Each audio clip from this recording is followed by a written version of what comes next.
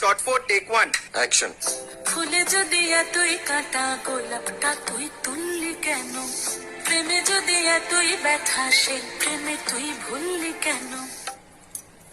কি গো ডাইরেক্টর সাহেব, আমি তো 60 বলে দিয়েছি, কাট তো আর বলতে পারি না, এবার তুমি কাটটা বলো। Got it. Excellent shot, excellent. Madam আপনার সাথে একজন দেখা করতে এসেছে। নমস্কার, নমস্কার। বসুন।